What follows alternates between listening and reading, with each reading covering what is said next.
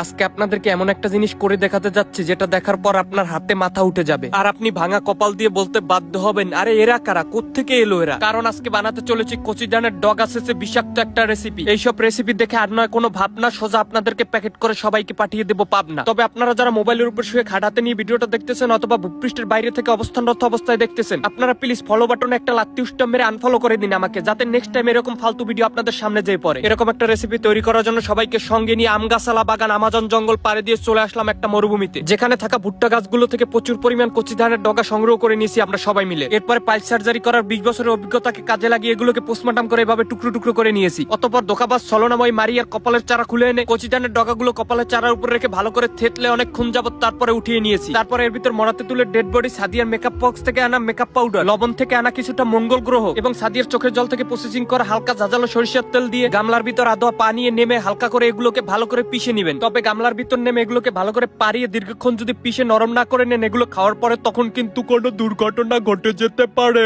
তাই ঠিকঠাক মতো মাখিয়ে এগুলোকে সবাই হাতে তুলে দেবো, ভাগ করে খেয়ে পটল তুলে উপরে চলে যাওয়ার জন্য। এগুলো হালকা আমি কান দিয়ে চাবিয়ে টেস্ট করে দেখতে পেলাম এগুলোর যে বিমোহিত স্বাদ, এতে তো পোলা পাইন খুশিতে ঠেলায় এক সেট সেরিয়ে পায়জামা মাইক খেলাইছে। মোর প্রশংসায় অলরেডি সবাই মিললে অষ্টমুখ। অত্র 5 এলাকার মানুষ খাওয়াইতে না, যেটা আমাদের এই সুব্বাই করে খাওয়াইছে এবং সে যাইছে আমরা ধন্য, এর মধ্যে একটা গর্বিত সন্তান আমাকে এলাকা আছে।